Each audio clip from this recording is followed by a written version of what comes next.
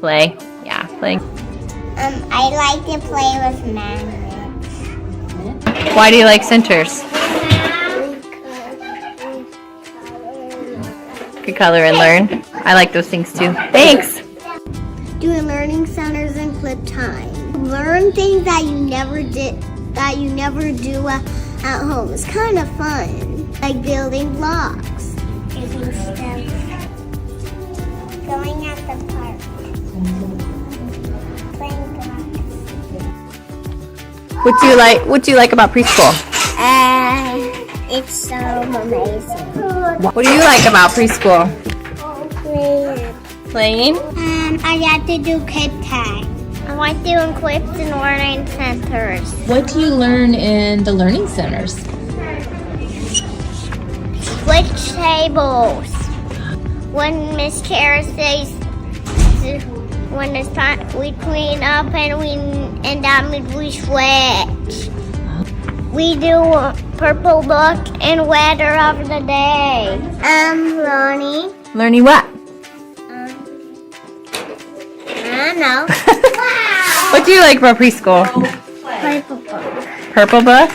Yeah. I like purple book too. You like purple book too? What do you like? Reading. Reading?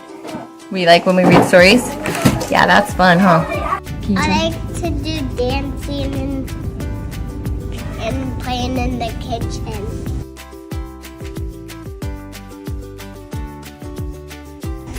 I like to eat pepperoni. It's kind of spicy a little bit. Bananas. Muffins. And I like French fry pizza. Yeah, but after we eat, we go home. I like to eat apples. Eat apples? Well, if new preschooler comes in today, then I'll hear all about the classroom. Oh, that's an awesome heart. Thank you.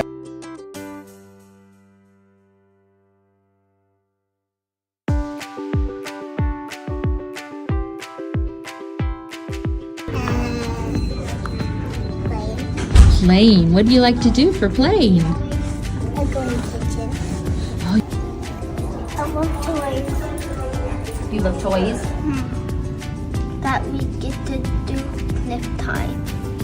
It's when you get a clip and put it on your shirt, and then if you see the color it is, and you see the picture of it, that means you need to go to that picture where it looks like. What do you like about preschool? Learning? What do you like to learn? Learning how to clean? What do you like about preschool? Clean up. Clean up? That's your favorite part? Really? What's your favorite part? Centers. Centers? What do we do at centers? Play. Play. Yeah, playing. I like to play with magnets. Why do you like centers? Could color and learn. I like those things too. Thanks. Doing learning centers in clip time. Learn things that you never do at home. It's kind of fun. Like building blocks. Using steps. Going at the park. Playing blocks. What do you like about preschool? It's so amazing. What do you like about preschool? Playing. Playing? I got to do clip time. I like doing clips and learning centers. What do you learn in the learning centers? Switch tables. When Miss Kara says when it's time we clean up and that means we switch. We do purple book and weather of the day. Learning. Learning what? I don't know. What do you like about preschool? Purple book. Purple book? Yeah. I like purple book too. You like purple book too? What do you like? Reading. Reading? We like when we read stories? Yeah, that's fun, huh? I like to do dancing and playing in the kitchen.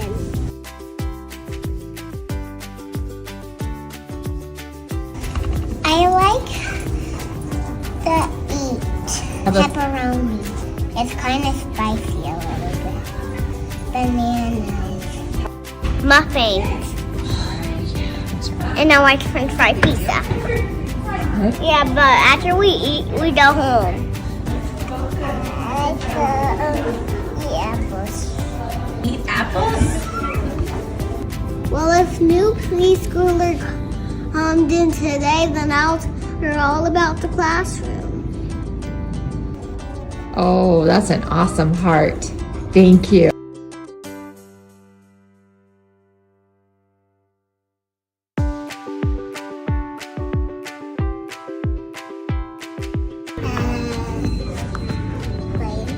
Playing. What do you like to do for playing? I go in the kitchen. Oh. I love toys. You love toys? That we get to do clip time. It's when you get a clip and put it on your shirt, and then if you see the color it is, and you see the picture of it, that means you need to go to that picture where it looks like. What do you like about preschool? Learning? What do you like to learn? Learning how to clean? What do you like about preschool? Clean up. Clean up? That's your favorite part? Really? What's your favorite part? Centers. Centers? What do we do at centers? Play. Play. Yeah, playing. I like to play with magnets. Why do you like centers? Could color and learn. I like those things too. Thanks. Doing learning centers and clip time. Learn things that you never do at home. It's kind of fun, like building blocks, using stuff, going at the park, playing blocks. What do you like about preschool? It's so amazing. What do you like about preschool? Playing. Playing? I got to do clip time. I like doing clips and learning centers. What do you learn in the learning centers? Switch tables. When Miss Kara says, when it's time, we clean up and that means we switch. We do purple book and weather of the day. Learning. Learning what? I don't know. What do you like about preschool? Purple book. Purple book? Yeah. I like purple book too. You like purple book too? What do you like? Reading. Reading? We like when we read stories? Yeah, that's fun, huh? I like to do dancing and playing in the kitchen.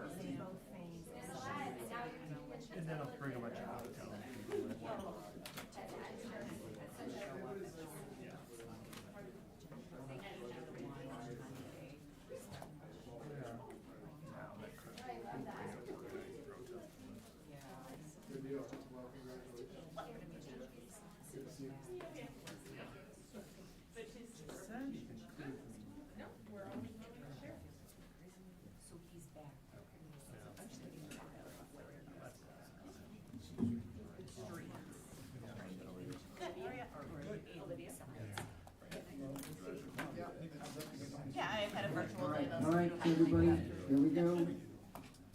This actually is the safest place in town, so we're glad you're here. Yep. All right, so the first thing we're going to do is get after our middle school project. Oh, high school. Just my dyslexia was kicking in, thank you.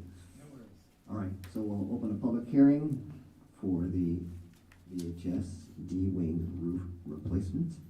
Anyone wishing to come forward and address this project, this hearing is now open. Will be open for 60 seconds.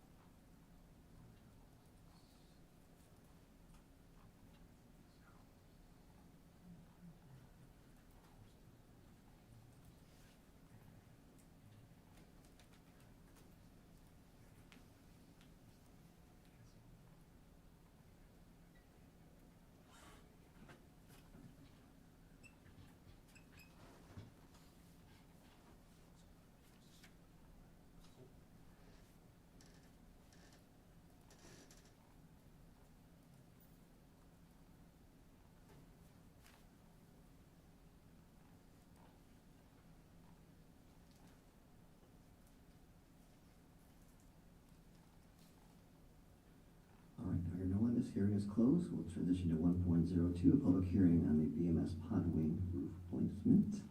This hearing is now open. Those that wish to address this project, this is your moment to do that. Hearing will be open for 60 seconds.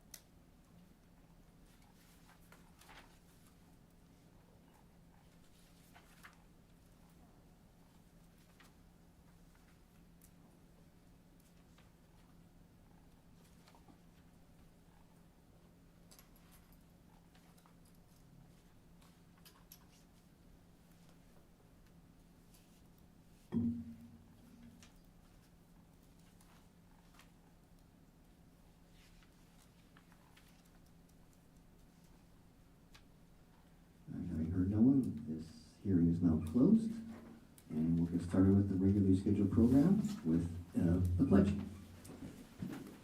I pledge allegiance to the flag of the United States of America and to the republic for which it stands, one nation, under God, indivisible, with liberty and justice for all. Welcome everyone. Today is Wednesday, February 12th, 2025. Welcome in this blustery evening, where our mission is, the mission of Bettendorf School District is to inspire, empower, and unite our students as a community of learners in their pursuit of excellence. Do I have a motion on the agenda? I would like to move that we approve the agenda with two changes. Number one, add an item 6.09, the 2025 BCSD Board of Directors delegate to the MBAEA Board of Directors election for Director District number 4. And change number two, to note that there are updated attachments for item 6.05.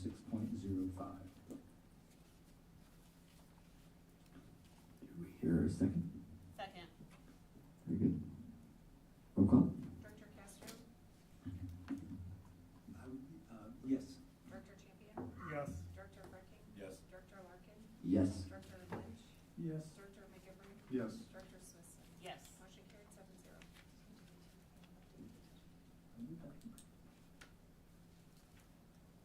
Okay. And we're rolling. Okay, boys swim team.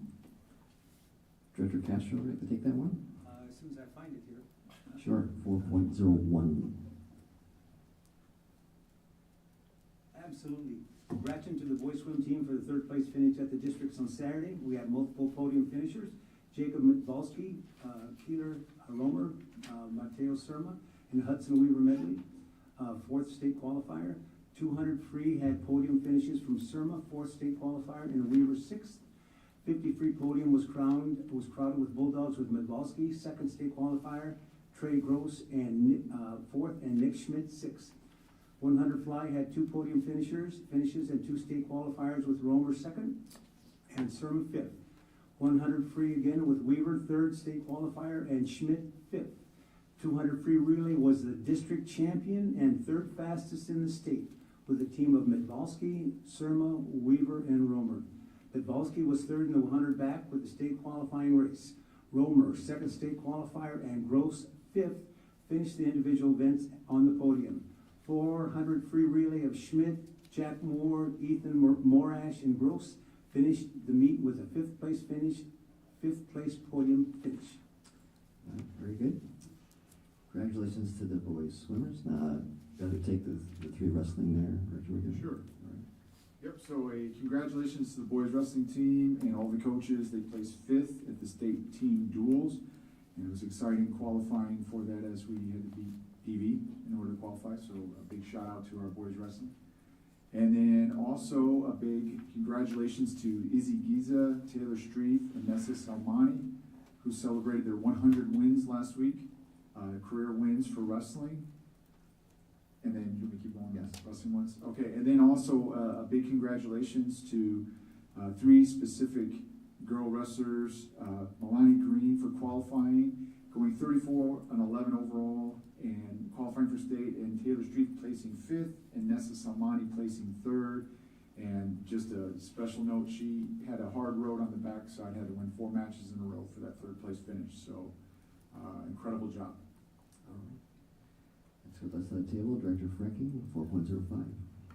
Yes, special shout out to Sam Beecher, senior from Bettendorf, has been selected to play in the 2025 Iowa Shrine Bowl on July 19th. He's the first Bettendorf football player to earn this honor since 2019. Out of 300 plus nominees from all the conferences across all the levels in the state, only 92 players were chosen. So congratulations to Sam Beecher. All right. Our student rep is excused for this evening, so transition to 4.07. This is this portion of the meeting. Those members of the audience wishing to address this body, this is your time to do so. Please check in with the board secretary. Your time of 3 minutes, and keep it civil. Anyone who should come forward, this is your time to do that.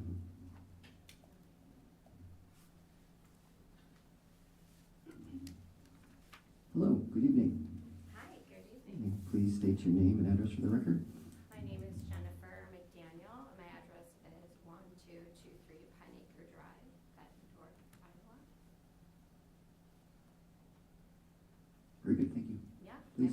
I will try to keep it at 3 minutes, but I timed myself, I think, a little bit longer. So thank you for letting me speak to you tonight, and I also want to thank you for your service to our school district and our community. Really appreciate it. I think being a school board member can be a thankless task, so thank you very much. You guys do a lot for our district. I've been teaching here for 32 years. My name is Jenny McDaniel, and I've been teaching English. I've had some of your children, your grandchildren, and even you. Right? I didn't imagine that at the end of my tenure I would be addressing the board, but then there are many realities I didn't imagine in 1993 when I started teaching here and I was making copies and a mimeograph. So I speak tonight on behalf of my English department. I will miss them dearly when I retire. We recently learned that my position will not be filled after my retirement. And I would like to believe that's because I'm irreplaceable, but I don't think that's the case. It's my understanding that numbers are at the root of this vacancy. Our enrollment and our coffers have dwindled, yet scores for ISAS need to increase. Ironically, the high school scores that have increased are literacy, and now my department's going to be asked to do more with less. Let's talk about numbers. It takes me 30 minutes to grade a 3 to 5 page paper. If a teacher has 90 students, that equals 45 hours per assigned paper. If there are 3 formal papers a semester, that's 135 hours of grading for 3 formal papers. Add in timed in-class essays, small paragraphs, tests, data collection, curriculum planning, PLC meetings, and most importantly, meeting with our students. Consider how not filling my position could potentially impact students in the English classrooms. More students per teacher equals more papers to assess and return it with timely feedback, which may yield fewer papers and in turn negatively impact student learning and growth. There are some arguments that I've heard for why our department, as opposed to another, is losing FTE. Our enrollment's down. Well, enrollment is an ebb and flow, as we all know, constantly fluctuating. This year alone, we have 60 students who started after the beginning of the school year who still remain. They need a place to go, and English is required all 4 years. So they need to be in those classrooms. Class size doesn't matter. No disrespect, but anyone who said that has never taught or graded papers. Absolutely it matters for teachers and for student learning. Space. Science has enough for 25 lab stations. When I started, and we eventually got computer labs, there were enough for 25 students to be in the classes because that's all the computers we had. Now we have a one-to-one for every student.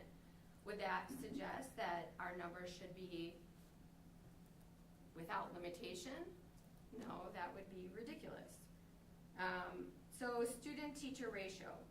Social studies has a higher ratio of student to teacher, so language arts is a department that should be cut because the ratio is lower. To compare these two departments is apples and oranges. English has more required reading and writing than any department. Additionally, they are responsible for more standards than any department. Proficiency in those standards is reflected in our Iowa report card, which is a lure for families moving into the district. Money. Filling my position would surely cost less than keeping me. I'm old and expensive. And I wonder if any money can be skimmed off places that don't directly impact students on a daily basis. Our fear is that if this position evaporates, it will never materialize again. One of my prior principals once told me, "Jenny, you chose to be an English teacher, didn't you?" Yeah, that's true. A lot of these points reflect a teacher's perspective, but please know that ultimately our concerns are for students and their successes. That's why we became teachers. Not for the summers, not for the glory, and not for the money, for the students. In conclusion, let me say that the entirety of my career has been spent teaching English at Bettendorf High School. It's been one of the greatest joys of my life and my greatest accomplishments. And I've always been proud to say that I'm a bulldog. I know you have to make a lot of difficult decisions, and I don't envy you that position, but I beseech you to reconsider the choice not to fill my vacancy when I leave. Thank you for your consideration. Thank you. And in retirement, are you available for substitute teaching? We'll see. Think about that. All right. Well, thank you for your service. Thank you for coming.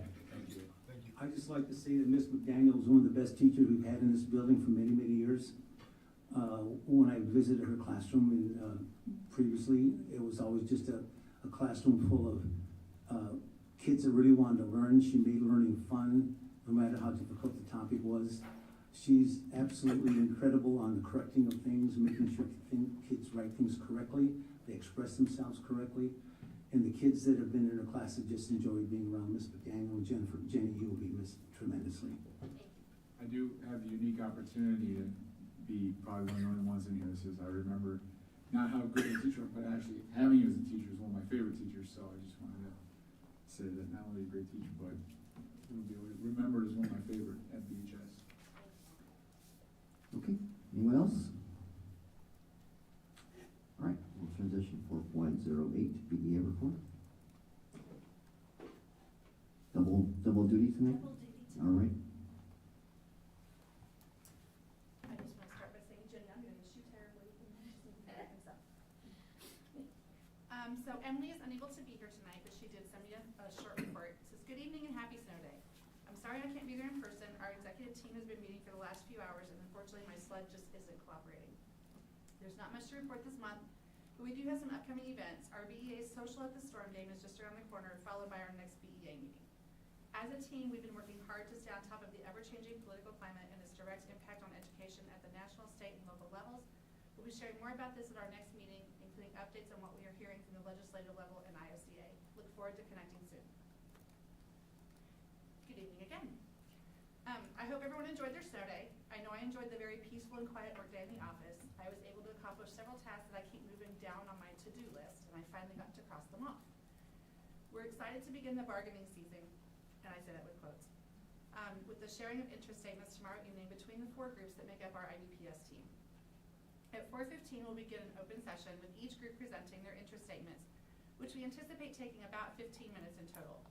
VEA will begin at 4:15, BESA will begin at approximately 4:20, and BSSA will begin at approximately 4:25. This opening session is open to the public and all are welcome to attend. Immediately following the presentation of interest statements, the IBPS team will enter into a closed session to begin our collaboration session. We are looking forward to this new process and anticipate a much more fulfilling bargaining season amongst the 4 groups. Saturday, February 15th is National School Resource Officer Appreciation Day.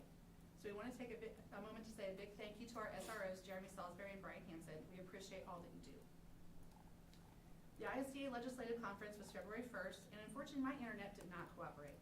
I was able to listen in sporadically, and do want to take a moment to thank Melissa Peterson and Morgan Miller for their continued efforts on behalf of public education. Shout-outs this week. Heather Bett at Paul Norton would like to recognize special education paraeducator Vanessa Miller. Vanessa is always willing to go above and beyond for the students she works with.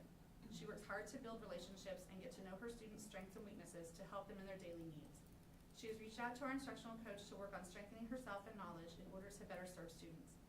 I also appreciate Vanessa's willingness to step into other roles when the students she works with are absent and do whatever is best for our team at Paul Norton. Jill Breslin at Grant Wood would like to recognize paraeducator Angie McDaniel. Angie is a true team player. She fulfills a variety of different roles at Grant Wood. She builds fantastic relationships with kids and cares deeply about each and every one of our students at Grant Wood. Angie is kind and caring and makes sure that every student feels welcome in the library, aiding our librarian in creating a safe and inviting environment for all students. She's also an excellent problem solver and skillfully works with students to resolve conflict at recess and beyond. Students and staff members alike know they can count on Angie. She is an awesome member of our team. Thank you. For those on the BEA and VESA teams for tomorrow, that's a big time commitment to do that, so thank you. All right, Superintendent, over to you.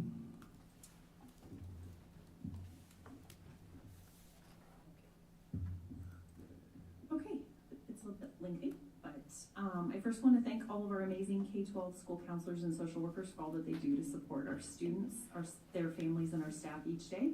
Last week we got to celebrate them in honor of National School Counselor Week, and we appreciate all of their contributions. They truly make our district a better place. As Melissa pointed out, it is School Resource Officer Appreciation Day this on February 15th. I too want to extend gratitude to Officers Salisbury and Hansen for their support and all the work that they do. We're grateful for each of them and for the partnership with the Bettendorf Police Department. Just a reminder, registration is open. Our incoming kindergartners and new students to the district started registering on February 3rd, and this past Monday, all of our current students who will be returning, that registration opened up on Monday and will continue throughout the month of February. I want to personally thank our Director of Communications, Celeste, for her designing and coordination of the registration banners. If you've been by any of our schools, you'll see them hanging up, just as another wonderful visual reminder of registration. And her and her husband, very early on a Saturday morning, went around and hung all of them. So thank you to Steve for his help as well. I want to extend a good luck to Coach Aaron and our boys swim team for their upcoming state meet this Friday and Saturday in Iowa City. And I want to wish Coach Knight and his coaching staff and all of our wrestlers the best of luck as they will be competing in districts this Saturday here at our high school. Thank you in advance to all of our staff and volunteers who will make this incredibly large event, I know, a successful one. There will be a lot of moving parts on Saturday. And we hope the weather holds out so that we can proceed with it.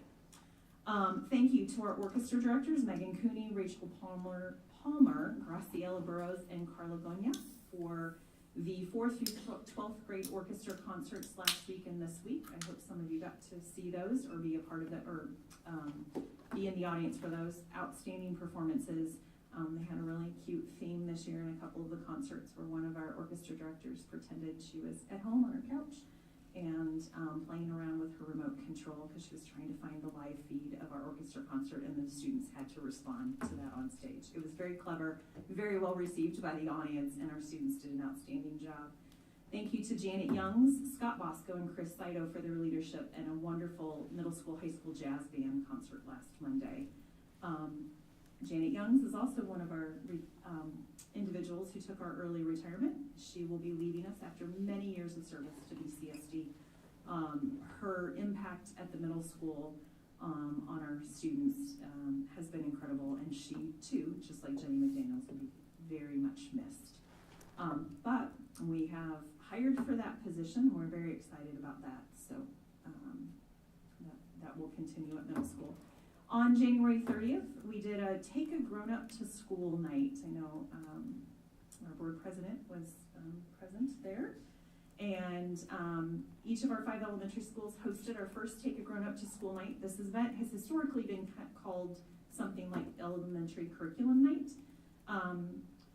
We went through a revamping, and I want to thank our Parent Executive Council members, our Curriculum Instruction and Assessment team, and our elementary principals for their work and collaboration to revamp this evening. Students had the opportunity to take their parents or guardians around the school to meet all of the adults that they interface with on a daily basis to see what a typical day looks like. And Director McGovern, did you get to go to Paul Norton that night too? Oh, okay. And thank you to Celeste Miller for her work to develop and design the passports that the families and students used as they traveled throughout the building.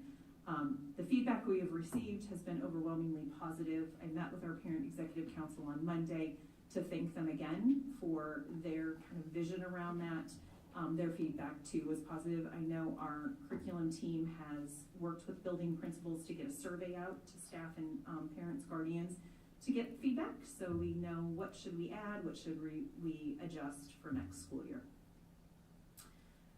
This past Saturday, we hosted another very large event, Rhythm on the River Bend. I believe Director Smithson was able, and one of her children was volunteered. Thank you to Chase Shoemaker, Trent Teskey, Scott Bosco, and Luke Vermeer for an outstanding show choir event.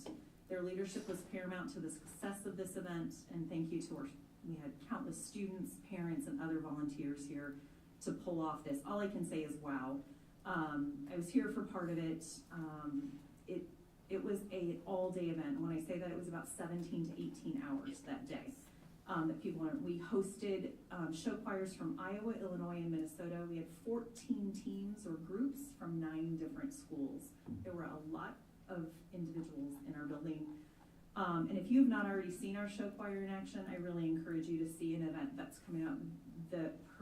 Their piece, their number, their performance this year is outstanding.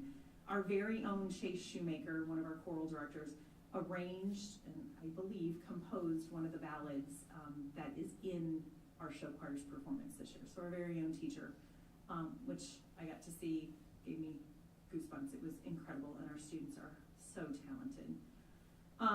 A pre-thank you to our maintenance and operations team and our very own executive director out there, Mr. Pratt, who will be up very early tomorrow morning around 2:30 to make sure our parking lots and sidewalks are cleared and ready for school tomorrow. So huge thank you to them. And as has already been stated, we look forward to meeting with the IBPS team tomorrow to start exchanging interest statements and collaborating on that. So we look forward to that process. And I believe I've covered everything. So thank you.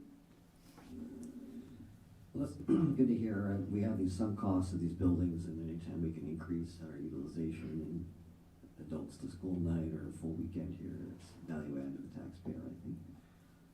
Okay, consent agenda. Do we have a motion?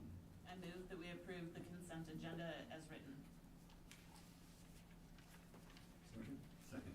Oh, you know, it's hard. It's hard. Who's going to jump on that? All right. Roll call, please. Director Champion? Yes. Director Franklin? Yes. Director Larkin? Yes. Director Lynch? Yes. Director McGivern? Yes. Director Smithson? Yes. Director Castro? Yes. Motion carried 7-0. All right. And our first presentation this evening. So as at our last board meeting, our Executive Director of Curriculum Instruction and Assessment, Jamie Olson, and our Coordinator of CIA, Rhonda Nelson, were here to really give you an in-depth overview of all of the changes that the state had made last year for this year's for the Iowa School Performance Profile and how that impacts the work that we do. So tonight is part 2, where we'll take you on a journey around data related to the Iowa School assessment that students take in grades 3 through 11 every year, annually, and as well as some of our fall and winter, what we call benchmark assessment data. And if you're up for it, board directors, I would ask that maybe you just keep a running list of questions, and as they go through their presentation, and then we can address all those questions at the end, if that is amenable to each of you. But I'm now going to turn it over to the curriculum team because they've prepared a wonderful presentation for you tonight.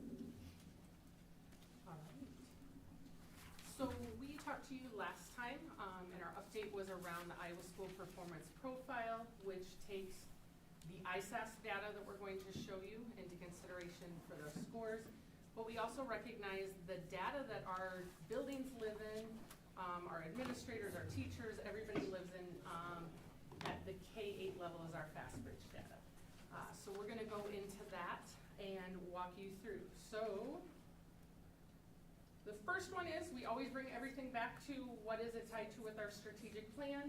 We are priority 2 and 3 when we're looking at these things. Learning and achievement for all, and then also student accessibility and supports. When they're not getting where we need them to do, what are we going to do to help them? First thing we're gonna look at is your ISAS scores. And if you remember when we did our data workshop, one of the things that we worked with you on are the different types of assessments that are out there and what's the purpose of those assessments. What are we meant to get out of them when we get that data back? So the first one we're gonna talk about is your outcome evaluation, and that's the assessment of learning. I always say that's at the end of the school year. Sometimes for us, the hard part is when we get that data back, we're already into the new year. And so sometimes I always say it kind of feels like an autopsy. You've done all the work and you have new kids in your room when you're getting the data on the old students that have moved up a grade level. It's still important. We can see trends, we can see what's going on, but that's really that end of the year. Did we get students where we needed them to be? So we're gonna show you what this looks like across. If you remember when we talked about this, ISAS does not start until grade 3. So that's the first time that they will have taken what we would call kind of Iowa's version of the high stakes testing. And when they take that in 3rd and 4th grade, they do ELA, which is a combination of your reading, your language arts, and then your writing portion, and it comes back in 1 score. So what you're gonna see up here is what is that breakdown? It's always about comparison. And we usually have the 2 things that we want to compare ourselves to is what were we last year and how do we look compared to the state. When you look at that, you're going to see that key is you're not proficient, proficient, advanced. Advanced is proficient, you're just above and beyond. So when you're wanting to just say not proficient to proficient, you want to add those last 2 columns because they are both proficient. We're just saying those advanced are above where that would be. Are you going to talk about any longitudinal data, or are we just looking at sort of the We're gonna look at, snapshot this compared is to the depth of my longitudinal data. So if we were interested in the cohort, the spring 23 3rd graders would be the spring 2024 4th graders. Correct. Correct. Your cohort longitudinal data. Yes. So then when you get to 5th grade, this is where they begin science. And this is the first time that they will take science. If you remember, this is also the first year that science falls into the Iowa School Performance Profile. So when the students took this test, that was not known to be part of the Iowa School Performance Profile rating system, but these would have been the scores that went into that rating system. And again, you can see that's one that we continue to work on and see where we can grow, especially in our advanced students. So then when we move into 6th grade, or middle school, I should say, that's when we go back to they're just gonna take the 2 tests, and they'll take that ELA and the mathematics. Remember, ISASP is a non-timed test. So students get as long as they need. There are different, what we would call universal features that all students get access to. And part of our job is to train them in those features that they have within that computer program. Everything's done on the computer for these tests. And so they keep working through that. Then when you get to your 8th grade group, that again is that next time that they take science. And if you remember on the Iowa School Performance Profile, we have the growth indicators for language, arts, and math that are part of that school performance profile. We don't have it for science because it's not given every year. And so to go from 5th grade to 8th grade and try to show growth, we know that we could have a lot of changes that happened in terms of student numbers. So at the bottom would be our growth, and they do it by building. So if you look at what we did with elementary, I can't give you a growth as elementary overall. It's building by building. You can go into the Iowa School Performance Profile, that bottom one is clipped right out of it. And you can go and see building by building. We're looking at it through that district lens in terms of that. That's why I can't show you growth, because we tried, mathematically it doesn't work to add up medians and then find the average of that. That statistically is a no-no. So we didn't do that for you. If you remember in my presentation, the state will always be at 50, because what they're looking at is there's always half that are going to be above and half that are going to be below when you're looking at that growth. So note here, I didn't mess this up. I messed things up, but not that. Grade 9 and grade 11, the reason is grade 10 takes science, and that takes a bigger slide to get science on there. So I went ahead and put grade 9 and 11, and remember, seniors don't take it. And so this is where they're at for our ELA and our math, and then what you'll see next is what it looks like for grade 10, which is the 3rd time and the final time that they take science as a test. And again, you'll see your growth down there for ELA and math for 9 through 11, because it does it by building. So that's a lot of data that we throw at you. What do we do with that? What does that look like when we get that? Where do we even begin? So our focus of ISAS is, are students meeting grade level outcomes and expectations, and are they growing at high levels? We have to make sure that not only are we bringing our non-proficient students up, but we're taking those students that are proficient and moving them forward. Everybody needs to be growing with that. The big part of ISAS comes in those building leadership teams. That's when they are going to start to look at the data, not only overall, but that's when we dig into those student groups. If you remember when I presented to you at the last one, we talked about we have student groups at different levels that are targeted. Those are ones that aren't meeting where we need them to be, and those are groups that we have to look a little closer at and figure out what's going on. Why are they not making that progress? And then determine what are going to be our instructional priorities. You can't do it all at once. You have to hone in as a team, and that's what our building leadership teams are meant to do, is to look at that data and say, what are we gonna do? How are we gonna move things forward? Our high school, this is the only thing they really have in terms of standardized testing that is given to all kids. And so they, I would say over everybody, digs really deep into this data because that's all they have. We have FastBridge K-8, it does not go to 9-12, and so they're living in this a lot. They have worked really hard to look at writing across the grade levels. And I know that Mrs. Kleppe talked last year when she came for her action plan update that they have implemented a rubric, a common writing rubric that can be used across all the grade levels. And they have seen a tremendous growth from using that kids understand that writing in science and writing in social studies and even writing in math, which seems like not something you should do, all of that falls under those same things that you need to see. Collaborate and align the reading comprehension instruction. Part of that is what is the assessment measuring, and are we sure we're preparing kids for that?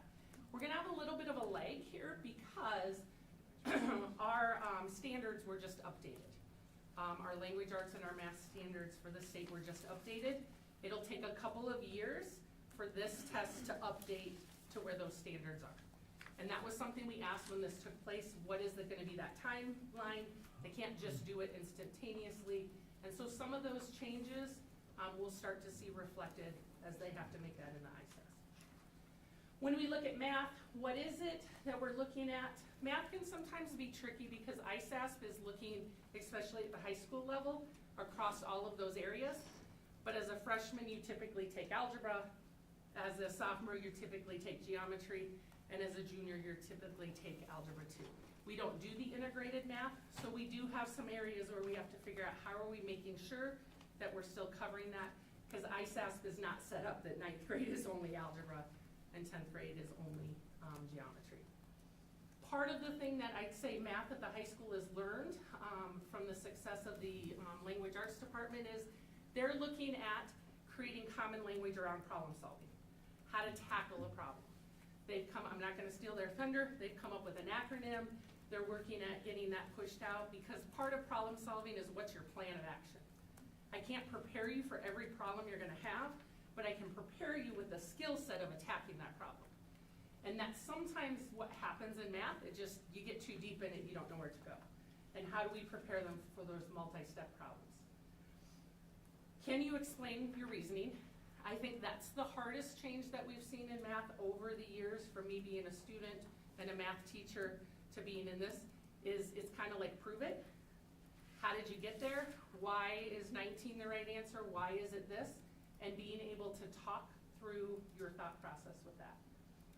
And this all stems to our professional learning community, or communities, and then our instructional coaches. They take the work, excuse me, of the BLT team and go into classrooms and then work side by side with teachers on how to make that happen. So, with that being said, I'm gonna say anything with ISASP, because we're gonna dig really deep into FastBridge, and I don't want to lose the opportunity to answer any questions on ISASP. Any questions for that first part of the presentation? No? All right. Rhonda is our queen of FastBridge data, and so I am gonna turn this over to her, and she's gonna walk you through this. All right. So I'm excited to be able to talk to you about the progress that the teachers have made on behalf of the students of Bettendorf, and to continue to work through some of the implementation in our second year with CKLA and our continued work with IM with illustrative math. So when you look at universal screening, the difference is that's really assessment for learning on behalf of identifying which students are at risk, and when you look at the overall system level, what systems are at risk by grade, by classroom, things like that. So when you think about going from beginning of the year to the middle of the year, you're going to get a really nice picture of the work that the teachers have been doing. A big part that's new this year, if you'll remember, we're collaborating with Dr. Sarah Brown and the MTSS Data Academy around data literacy. How do you take these assessments, the reports that they provide you, and then make actionable changes to your instructional environment on behalf of kids? So, looking at that, we're gonna get started and just also calibrate with, as you're looking at the different scores from fall to winter, typically anything you see that's purple is going to be a highlight. Anything that is the red colors are the things, are the children in those categories that we're still working on making some improvements. When you look from benchmark to benchmark, research indicates you can expect to see, if you're doing all the things, anywhere from 5 to 15% of an increase, and that 15% is typically most likely seen in K2 settings. This set of protocols is one of the newest things that the teachers have access to. There's a report in FastBridge that takes the different subtests, especially in K1, and it will split the scores into 3 main conceptual areas. Phonemic awareness, which is the sound-based system for reading that's required in order to do anything further. And then the center column is phonics and fluency, and then finally there's what's called general reading. So that's where in K1 is their composite score. score that's reflected there, and in the upper grades, it's A reading. So when you look, you'll see that when our kindergarten teachers, they received the students, they gave the assessment, they had a lot of concerns about their entry point coming in. You'll see in winter, everything now turns green, just like in life. Green is good usually, and red is something you're a little concerned about. So in this column right here, you'll see that at the beginning of the year, every single kindergarten class, a PLC, so 2 to 3 classes, had a real concern at a tier 1 level, at a universal core instruction area. It means our kindergartners came in not quite as prepared as we would want them to be.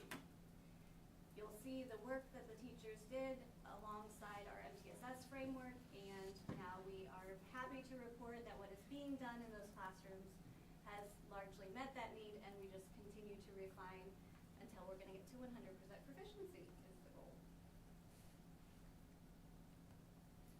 This is first grade. You'll see in first grade, our students were almost all in the green category in fall for phonemic awareness, which is really ideal. There was one PLC where they were not, which means they have to do some work to remediate some things for kids in that category in order for them to most successfully work on the next ones next door. When you look here, the same cohort of students in that PLC, they went from being all in concern to now all in this green color, which means their tier 1 environment is really healthy in conjunction with the interventions and other things they put into place. Of particular note for that particular first grade is that they also have been very, very receptive and open to the idea of really flexibly grouping students based on their instructional needs, so that every moment that they have contact with those students, the instruction is really tightly matched to what their real deficit areas would be to build. This center category, you're going to hear me say this in the future, so I'm just going to prepare you.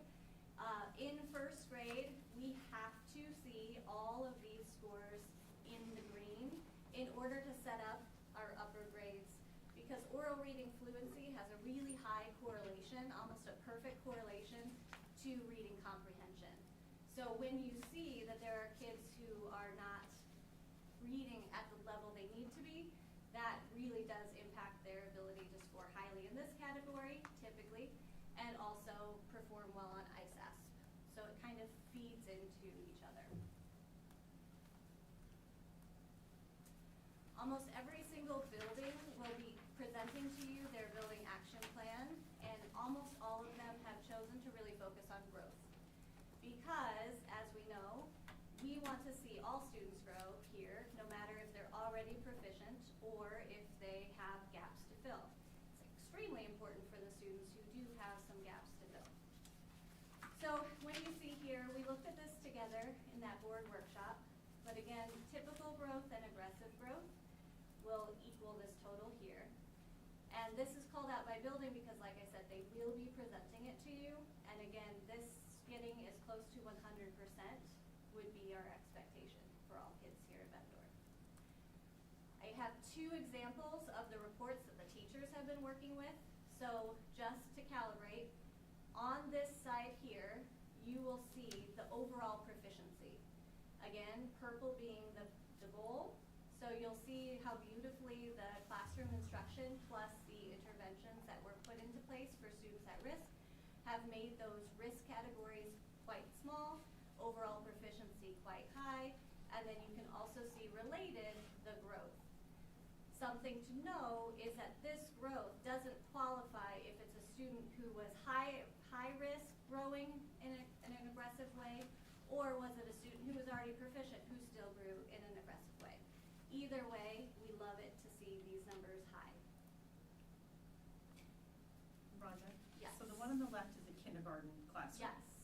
The chart is a, what's the word I'm looking at? K1 aggregated. Thank you. Aggregated was the word I was trying to come up with. Yep. So it's got kindergarten, all the kindergarten and first grade classrooms for that particular building Together. combined. Mm-hmm. Okay. Yep. And then down here you'll see the same with the first grade. and you'll see the overall proficiency scores on this side, and then here's their overall growth. Now here, as a system level person, is why it's really a fun job, and it's also very sometimes frustrating, because as you look at the system data, you think, why aren't we making more progress quicker? But then when you get in and you look at different classrooms and different systems within the system, there are some really, really amazing things happening. So although when I get to some scores and you think, why aren't we seeing that progress?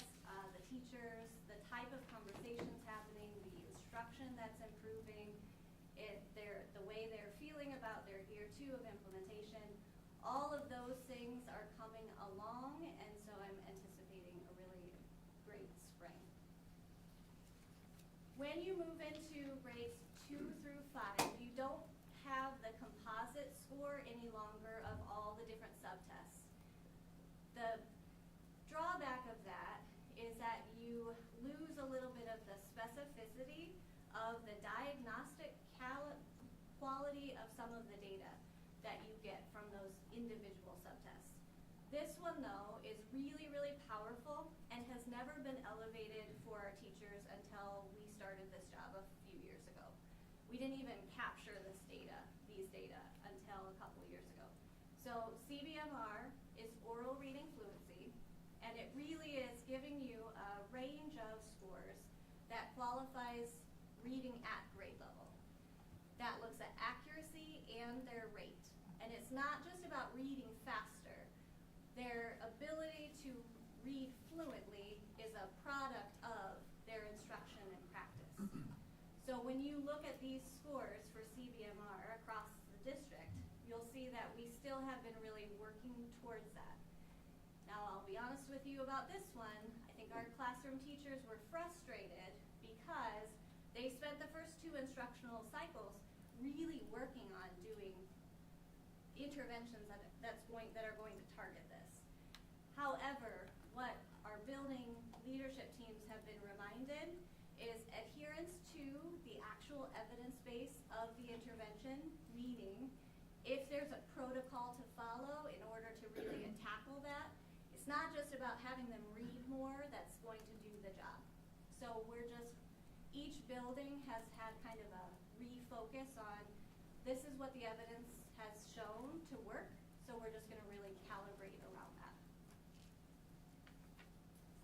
This is the one that we typically turn into the state. This is A reading, which on those,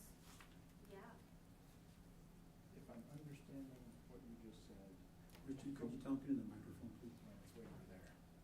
Oh, I know.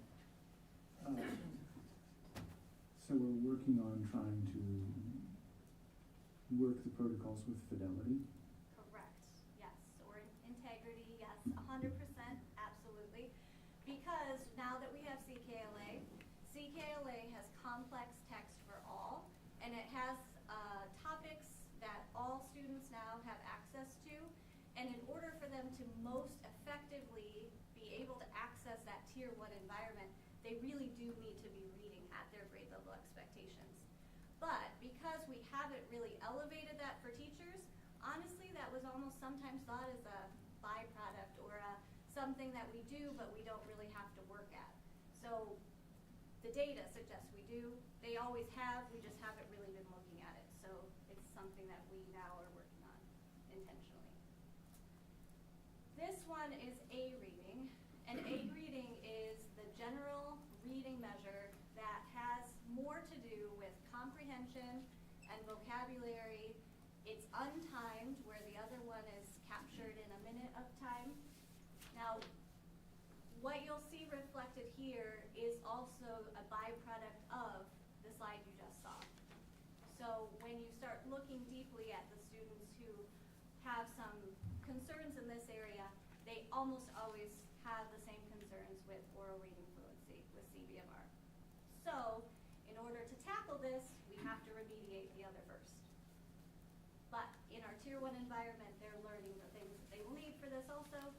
So you're not as concerned, if I'm being honest with you. Here's another indication of a Tier 1 environment where the kids came back concerns. And because of the work and collaboration that the second grade district team has done around the work, you'll see the progress that has been made. Relating to oral reading fluency, that's the center column. So you'll see that we have 2 where they have made enough progress to get them into the green category, which means that overall, your tier 1 environment is doing what it needs to do, and you can kind of just keep going and working towards getting the others there. The ones who are in this red category have some pretty significant concerns and have been being supported by the district and their building level teams. Here's 3rd grade. As we get to 3rd through 5th, one thing to also calibrate, which I have to do and Jamie helps remind me and Dr. Morris helps remind me, when we get into 3rd through 5th grade, we start to have the students who have been most impacted by COVID, which I'm so tired of saying, but also we didn't have an adopted word recognition program for these students. So we've been kind of trying to play catch up on multiple fronts, and we are, but it's still never enough until we get all kids where they need to be. Here's 4th grade. One thing to know about 4th and 5th grade, and for all of our district leaders and all of the people in our roles supporting MTSS, is that we have made a very conscious decision to try to make sure that we get our grade level teams together, because the grades that we are finding have the most success typically have at least 1, sometimes more, members of their team who've gone through letters training. In order to make some of these very fundamental shifts, you really have to understand why you're being asked to do that if you're going to really totally jump in and think that is going to work. What you see reflected on this slide are 2 teams where at least 2 of the members have gone through letters training. In our 4th and 5th grade settings, one thing that is a bit of a struggle is we didn't have as many of those teachers engaged in the work yet. So we kind of have to rely on bringing them together to help each other build teacher collective efficacy around why these materials are set up as they are, because they're the ones who are holding some of that information and can share with their peers across the district. When you look at this particular category, this is actually really heartening that we do have 3 grades, 3 buildings where their overall number is in that green. And that's a testament to a lot of hard work. And then here's 5th grade. 5th grade's the one. Every time I come here, we need to know these are the ones that we keep working hard to fill lots of gaps. Social emotionally, in literacy, in math, they just missed some very critical time, and we're just working and working and working to get them all where they need to be.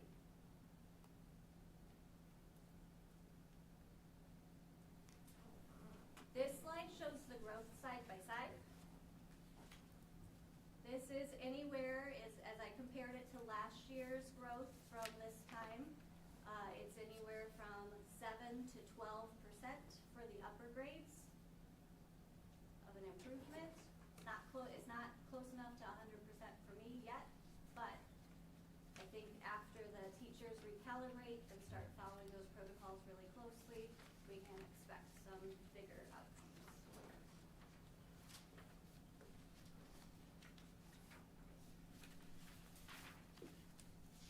One thing I should also tell you for our 4th and 5th grade teachers, I want to highlight this because this was actually a really big deal to me. The last regrouping that we just did around this winter benchmarking data, honestly, they were frustrated by some of the growth numbers. And so a couple spaces, the screening to intervention report that the program gives you, you can align interventions that your system has, and then the outcomes of the assessment will help match with the teachers what interventions are best appropriate for those students. And surprise, a whole bunch came back that they were ready for a program called Rewards from Dr. Anita Archer that we were able to purchase.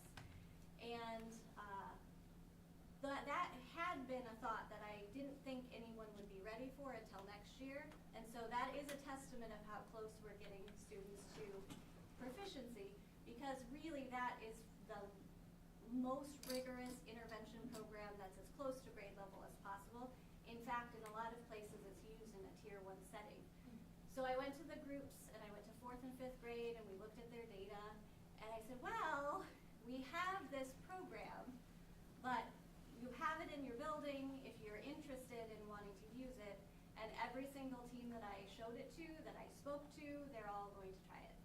So that is really heartening for those kids that we were just talking about in the 4th and 5th grade setting. Here's middle school. Middle school, we are engaging with them around their curriculum adoption process. They're another setting where they've recognized the need to improve their tier 1 practices. All last year they did the professional learning Aspire, which is similar to letters but geared more towards the secondary middle school setting. So again, every teacher in that capacity, even the special education teachers, coaches, and interventionists went through that training, and we were featured on the Reading League website for adolescent literacy. All to say that they are ready for and are engaging in a really thorough review of materials for the middle school setting.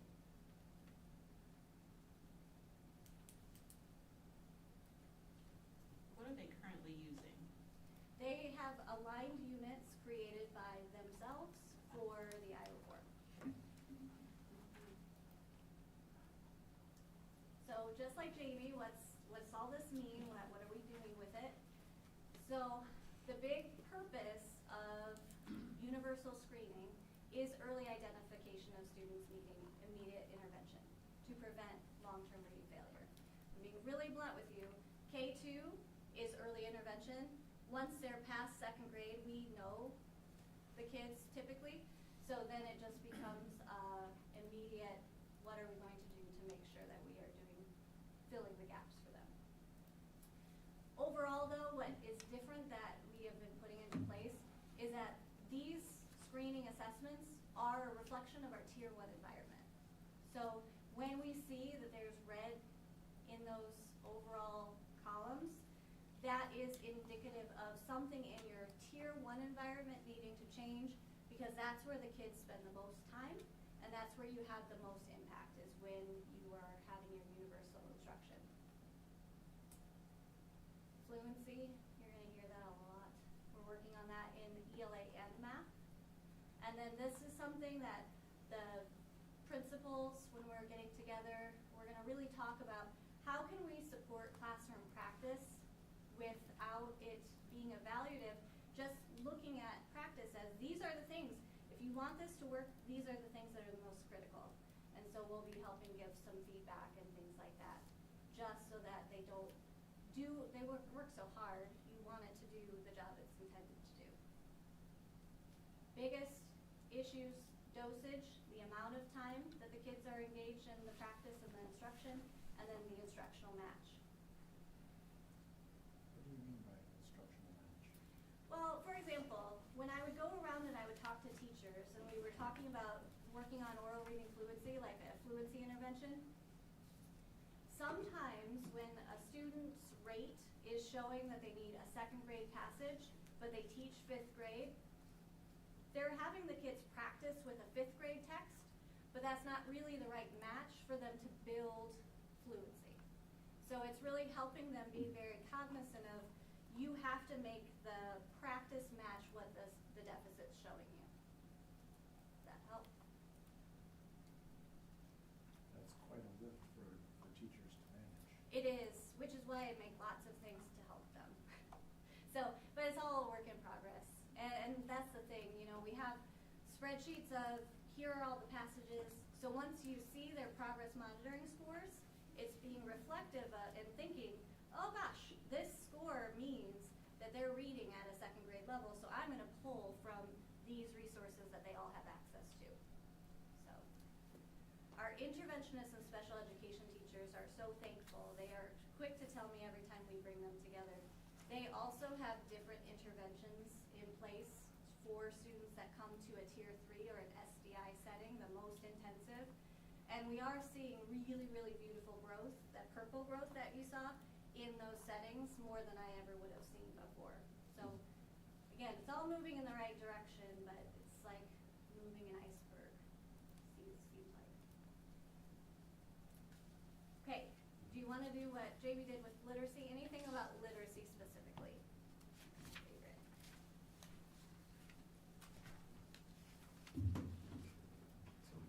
I just want to make sure, when I'm looking at each one of these grades, first, second, third, fourth, so forth, so when we're looking at the fall to the winter, Yep. on the percent on track, I mean, so is there concerns then if the percentage goes from a certain percent in the fall and then goes down in the winter? Sure. And I mean, what does that mean, I guess, for us then as a district? Does that mean that, because we're looking at the same grade, right, and how they Yeah. perform in is there a big difference then on how things go in the fall, or is it the same type of? So if you're looking at A reading, it's computer adaptive. So the tricky part about that is it will adjust, so it doesn't have like end of grade level expectations. It has the same type of questions, but it goes up or down depending on how the students are doing. Anytime scores go down, teachers are concerned. And so when you're thinking about that, then what I always have them do is triangulate the data to compare it to the oral reading fluency scores and the accuracy. If we're starting to make headway in that other column first, then it doesn't always surprise me if A reading has a little fluctuation. Now, they don't like that answer, I don't like that answer, but that can sometimes happen. So just working on that first, the middle column. Yeah, I see what you mean. Yeah. So because that's the focus in this Yeah, particular so thing, it kind of these other goes ones from might- left to right. Okay. So the fact that we have phonemic awareness in place in all the upper grades is a really big, important win, because our written language is sound-based. So they have to have really solid understanding of how phonology or sound works. And so that's at least in place. And so now working on that center category plus our year 2 implementation of CKLA, kind of tackling those other two. I think my other question is more general, so I can just wait till the end. Yeah. Thank you. Rhonda, you mentioned one of my favorite expressions, phonemic awareness. What is that? So phonemic awareness, phonemes are the smallest part of sound. So if you were to say the word cat, it's like the k, at, like the sounds. When you think about the importance of that, being able to hear the individual sounds, because we don't do that when we speak, that would sound ridiculous, is really important for decoding and encoding or spelling. So their ability to take in the language or see the written print and connect to those sounds is critical. Everything falls apart without it. Like vowel sounds. Vowel sounds, consonant sounds, all the sounds. Yep. It's music to my ears. Well, great. I'm happy for that. I have a question. I see some really impressive data, especially with that phonemic awareness piece, in almost all of the grades, right? In pretty much every grade, right? You see some really impressive jumps from fall to winter. What do you attribute that to the most, would you say? Is it that you have the aligned curriculum and everybody's teaching from that curriculum? Or is it just the interventions? What do you think is really the biggest driver of that data? Because that's some pretty impressive data. I mean, you're going from, some of, especially in like second grade, those second grade numbers are amazing, right? Yeah. To go from an average of maybe 50% proficient on the phonemic awareness to everyone over 70 in, so what do you think is the biggest driver of that? In K2, the biggest driver would be their Tier 1 curriculum, which is UFly. That builds capacity for phonemic awareness both with decoding, blending, and encoding with spelling.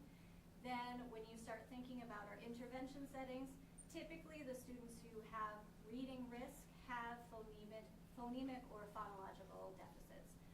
Dyslexia is a prime example. That is connected to sound-based systems.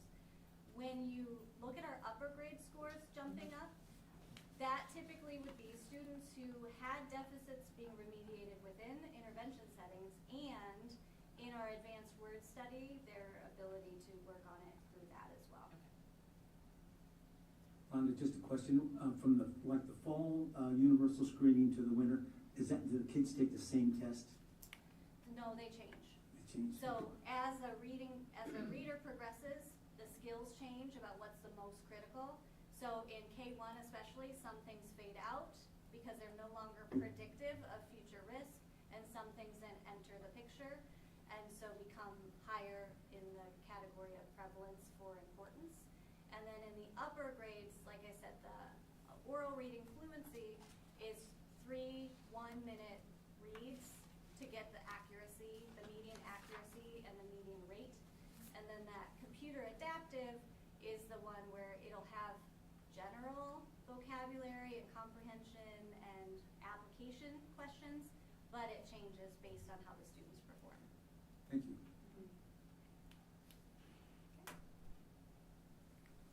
All right, on to math. So math, the presentation will be set up very similarly, except for at this point, the teachers haven't engaged with those same protocols for math yet.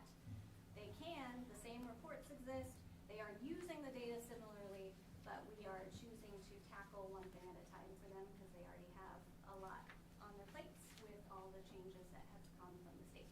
So, looking at kindergarten and first grade in math, again, we love purple.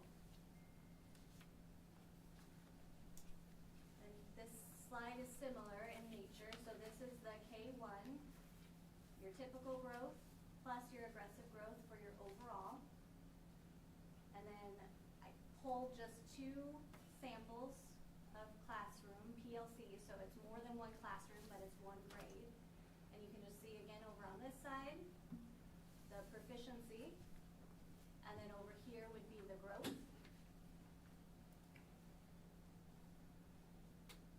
And then down here for first grade, same thing.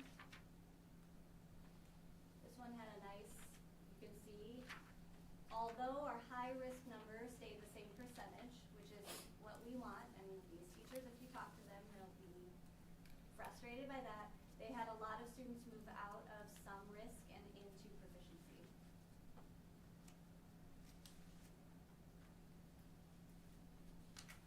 Looking at A math, similar to A reading, it is computer adaptive, so it will have a variety of math-related conceptual understanding problems, and then it kind of will shift and change depending on how the students do. When you see, I should have brought this up the last time, but you have your handouts to look at, but when you see the 2 variations in purple for the upper grades, it's because FastBridge delineates between the percentiles for the benchmarks.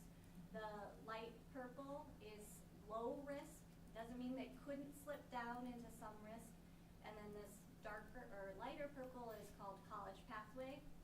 Typically, it doesn't mean they have to go to college, but what it does mean is when scores are in that range, very, very rarely will students from that category drop into risk.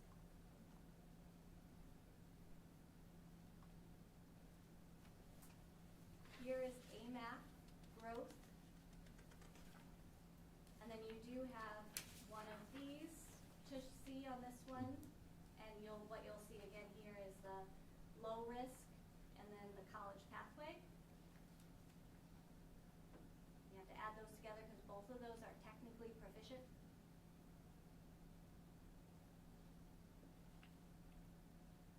And then middle school. Middle school last year did some professional learning for math, driven by, at the time, a teammate of ours, Rachel Dierks, and they have been looking at their math practices and are also very interested in a curriculum adoption, I believe, so we'll be working through that in the progression of looking, recognizing the need to boost their Tier 1 environments. Additionally, at middle school this year, they have intensified their Tier 3 offerings through word connections and number connections classes, and then they have a built-in win time just like the elementaries do. So working on using data effectively to target the gaps that we might see is something we'll continue to work on together.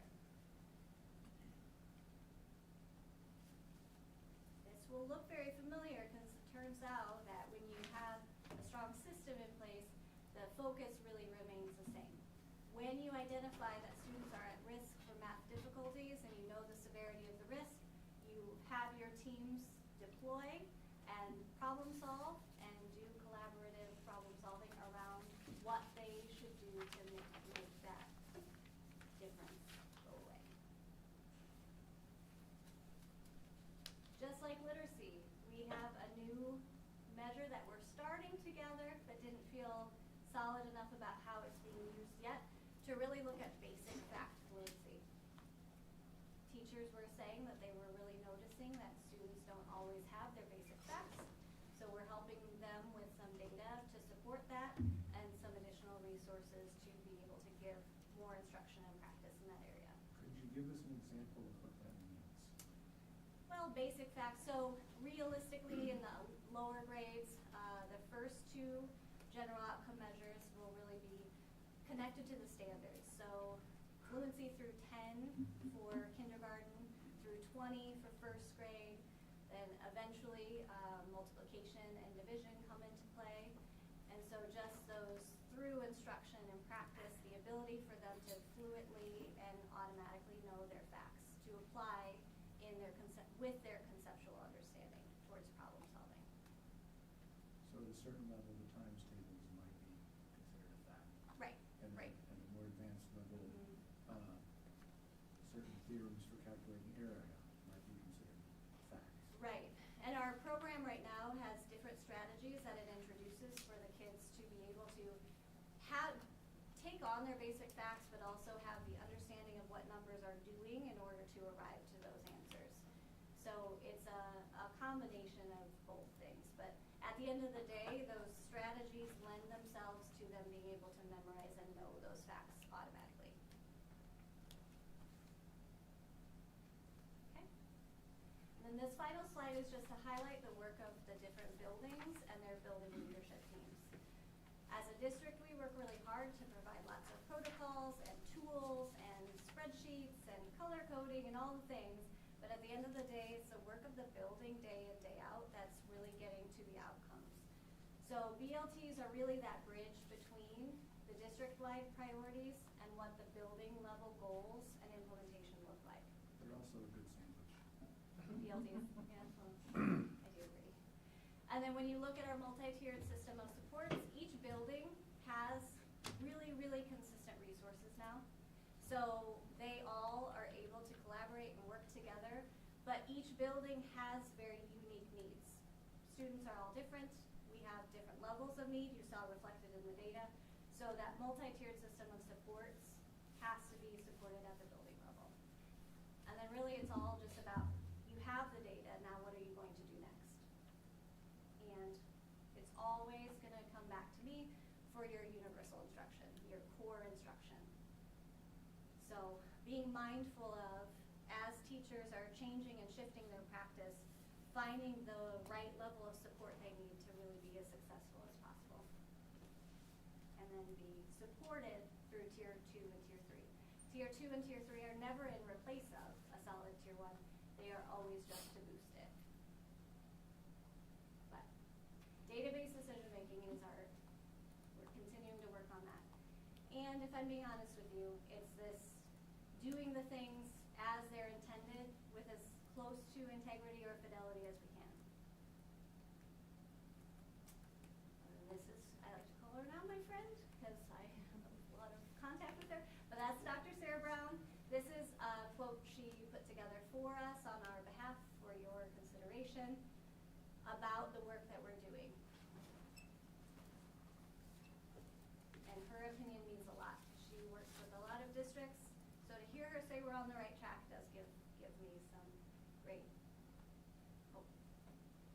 And that book, Effective Universal Instruction, is one that our admin team is going through as a book study, and then they're taking that back to their BLTs. Some have already started with their BLTs, others are gonna wait until the fall to start it. but that is the book kind of we've centered around. Because like Rhonda said, while interventions are needed, you can't intervene your way out of a tier 1 problem. And so we have to get that universal tier 1 instruction solid, and that will take a lot more pressure off of our interventions that we're having to do. And then the last one is questions. So probably more than you've argued for with me, but that's probably normal. When we're looking at all the data for each grade level, do we look at, how does this trend, I guess, for years past? Is that even something that you guys can look at? Because is it, and I guess that leads me to my next question, or maybe the main question here is, you had mentioned grade 5, how they, I believe they were kindergarten, right, in 2020, right? Do we follow that grade through and see how are they performing at grade 1, how are they performing at grade 2, or do we look at these individual grade levels each year and see how they're? Well, this is indicative of the current state of your tier 1, but you, of course, I have spreadsheets of where they've all come. And the nice thing now is that our teams have the ability through progress monitoring. Like I told the team, principal team came and I showed them, I put data next to each other for them to kind of have pre-conversations. None of that is a surprise to me. And none of it will be a surprise to our teachers the more and more they use their progress monitoring data effectively, because we have the ability to check weekly how it's going. So the difference is you do have to give time and space for the teams and the buildings to be able to wrap around and grapple with making those adjustments, but they have the tools and they have the supports that they need, so we're really working hard to make sure. How does it trend to last year? I put some of that together, I can get you more specifics, but depending on the grade compared to last year, it's anywhere from 2 to 10% better than last year. A couple that went down here and there, but for the most part, it is trending in the right direction, but it's just never quick enough. Okay. And do you guys look back and keep an ongoing year-to-year trend per grade level to see how that fluctuates and things? Okay. Absolutely. All right. Yep. So you can look at it through the cohort that way, but then you can also see each year the benchmarks are the benchmarks. So those are the bare minimum of what we need kids to come in able to do. So really, you do look for trends of the grade itself, because over the summer you want to see how did the kids retain what they took from the final benchmarking period into the next year also. So yeah, there's lots of ways to look at the data. It's super fun. Okay.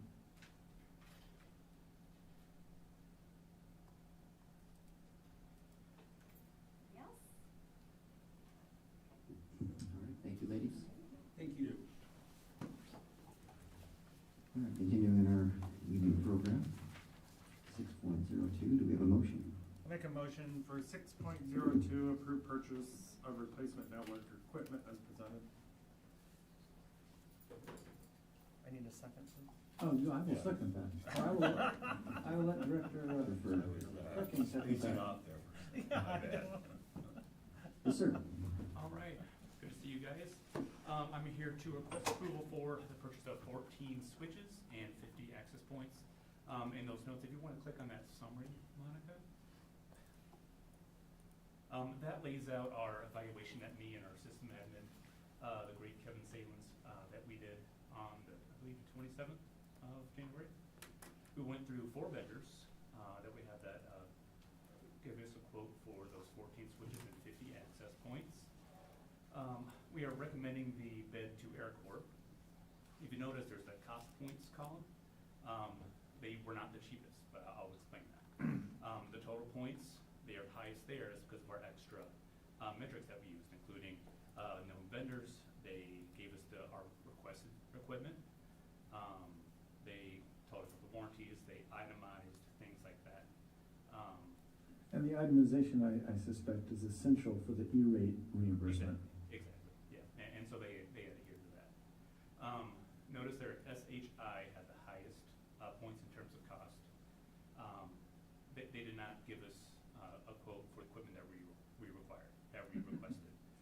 The was not equitable, or equivalent to the equipment that we wanted or need. And it's also a company that's gonna be bought out here soon. So obviously it's not something that we want to enter to our ecosystem. Speaking of that, we use Aruba for everything. We see any access points on the ceilings anywhere, you're gonna see the word Aruba on them. That's how we manage them, so that is what we want to continue to use, which kind of helped their total points. CDW, their cost was pretty close to it. They actually offered their equipment themselves for cheaper, but the equipment they offered were Cisco Meraki, which require 5 to 10 year warrant or subscriptions, because everything's moving to subscription services, and they are as well. So that adds into the total cost. So, and I'll let you read any of the points there, but I'll answer any questions that you guys have. The only thing I needed when I looked at this was something saying high score is better. Yes, It took me a while to figure out. Yes, this is not golf, so high score is better. It's better here. Okay. I just like to explain that cost first, that total. I appreciate that. Yeah. Perfect, thank you. Yeah. Roll call, please. Director Frecking? Yes. Director Larkin? Yes. Director Lynch? Yes. Director McGivern? Yes. Director Smithson? Yes. Director Castro? Yes. Director Champion? Yes. Motion carried 7-0. Thank you, sir. All right, thanks, guys. Thank you, Ben. All right, continuing our roof replacement, 6.03, do we have a motion, please? I move we approve the scope of work and proposed budget of $1,191,825 for the Bettendorf High School D-wing roof replacement project. Second. All right, Mr. Pratt, Kurt? Yep, we had previously approved this as part of our Pepple and Save projects plan back in December, so this is the official, we're gonna go out and seek bids, so we had the public hearing at the beginning, we'll release documents hopefully tomorrow, and then bring bids back to you at the March 12th meeting, so, it involves a full tear off of the roof except for the planetarium. The planetarium roof is in okay shape, I had somebody come out and take a look at that for me, that's gonna stay as it is. They said because it's shaped like it is, the water runs right off of it, it doesn't sit there, so it's in good shape. Quality to have in a roof. Yes. And he told me the cost of that portion would be about half of what the rest of the roof was, so, that part's gonna stay. So there's the pros and the cons. Yep, yep. And it'll also make it a much easier job to get done with that after the planetarium, so he said we can probably get 20 more years out of that roof, and he didn't recommend we do anything with that, so. All right, another board's problem. Right. Oh, maybe not, yeah. Okay. Are we ready to go here? Roll call, please. Director Larkin? Yes. Director Lynch? Yes. Director McGivern? Yes. Director Smithson? Yes. Director Castro? Yes. Director Champion? Yes. Director Frecking? Yes. Motion carried 7-0. All right, motion now in the middle school. I move we approve the scope of work and proposed budget of $864,810 for the Bettendorf Middle School pod wing roof replacement project. Second. Similar situation here, the pod wing, those of you who are, does everybody understand what I say when I say the pods? Because I'm gonna point to Jamie, maybe if it's a little more difficult, because she can probably explain better than anybody, she taught there for a long It time. used to be the old part, we used to call it was the tin part, and we would always laugh because during a tornado or anything, you had to go to the front of the building because it was like a pop cannon. But when they tore that down and put in the real walls and all of that stuff, nobody could give up calling it the pods. So the pods used to be one big room and little rooms off of it, and there were 3 of them. Like, I had a room off of pod 1, so anybody who left my room had to go through Lori Hatch's room. But I think for life, they will always be the pods, although there's no way you could map it out now. It's Bettendorf Middle School. It is. So it's kind of the back half of the building. That's all you needed to say? Yeah. Okay. But my story This is is, better. this is totally separate from the parts that we're gonna be doing major work on. Correct. My wife taught in one of the far east rooms, and it was the coldest room in the building, but I remember. Yeah, she had an outside room. Yeah. Okay, roll call. Director Lynch? Yes. Director McGivern? Yes. Director Smithson? Yes. Director Castro? Yes. Director Champion? Yes. Director Frecking? Yes. Director Larkin? Yes. Motion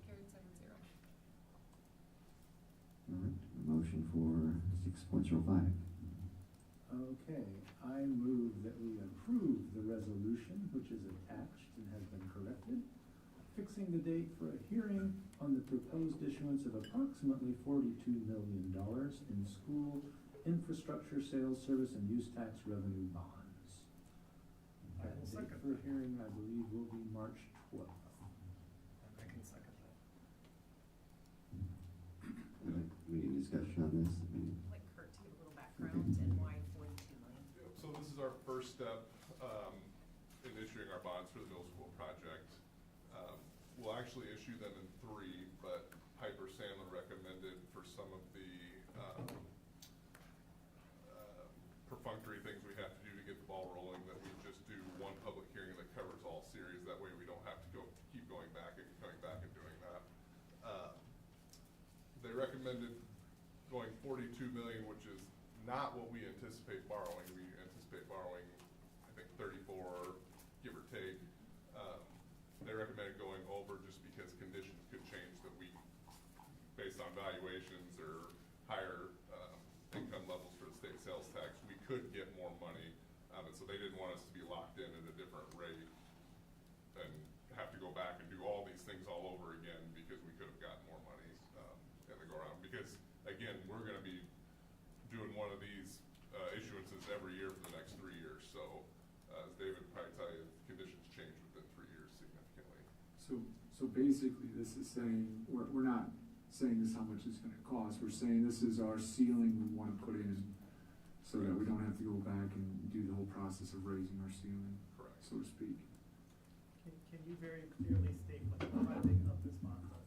But not Guess the what, purpose. David? It's my turn to ask somebody. I'm right next to him. She's right here. We've all got our excuses. Can you very clearly, what's the funding mechanism to repay the bonds? Not what the purpose of the bonds are, but this is not a general tax. No, correct. This is not property tax. No, this is sales tax revenue, so it's an alternate revenue bond. So there's no property tax base for this, it's all based on sales tax income. These are repaid from our annual penny sales tax. Correct. Yeah, so by Iowa, everybody. You shop here, you shop in Des Moines, you're helping fund our building. Right. Okay, roll call please. Director McGivern? Yes. Director Smithson? Yes. Director Castro? Yes. Director Champion? Yes. Director Farking? Yes. Director Larkin? Yes. Director Lynch? Why, yes. Motion carried 7-0. All right, first read of policies. Get a little bit of sleep. Sorry. I was distracted by sending Kurt home. Jamie and I and Karen offered to help. I don't know that he trusts us in a tractor, plowing snow. You wanna get in tomorrow, you meet in the parking lot, 2:30 in the morning. I get to drive the skid steer. All right, back on track to first read of policies. So there's quite a few policies that are gonna be coming at you in these next few board meetings, many of which also relate to our parent handbook. As we get them approved, obviously we will make sure those links get updated. A lot of these policies in front of you tonight, we did catch a couple typos since they've been posted. Those have been corrected and will be corrected for the second read. I caught them and then others caught them, which is great. I love that we have checkpoints. There aren't major overhauls of the policies, but a lot of them are related to the fact that due to the legislative changes from the last legislative session around attendance, things needed to be updated. And so that is what is in front of you tonight in terms of first read. Obviously, we will have between now and March 12th at our next board meeting for you to review these policies. And hopefully between now and then, if you have any additional questions, feel free to reach out. Okay, transitioning to 6.07, motion please.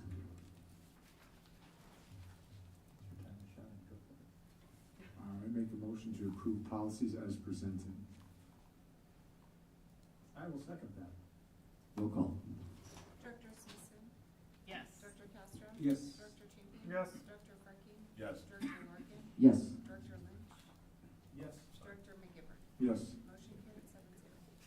All right, student handbook, motion please. I'd like to make a motion to approve the parent-student handbook as presented.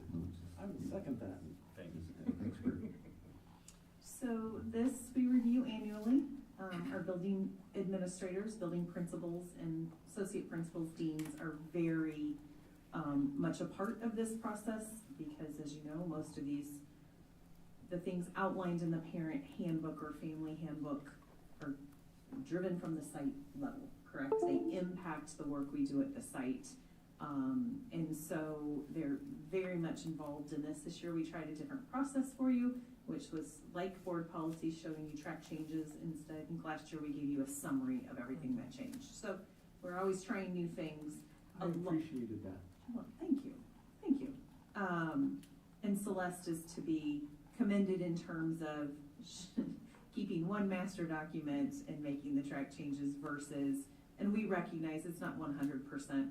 There's a few typo types of things and formatting pieces that will get all cleaned up once the core of the changes have been approved. And then this is linked in our registration process.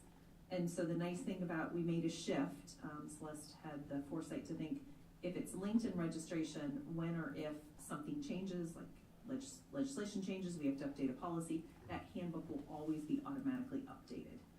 It won't be living in the rears, so to speak. So a lot of the changes also outlined tonight, or many of the changes driven by legislative changes again around attendance policies, truancy, chronic absenteeism, etc.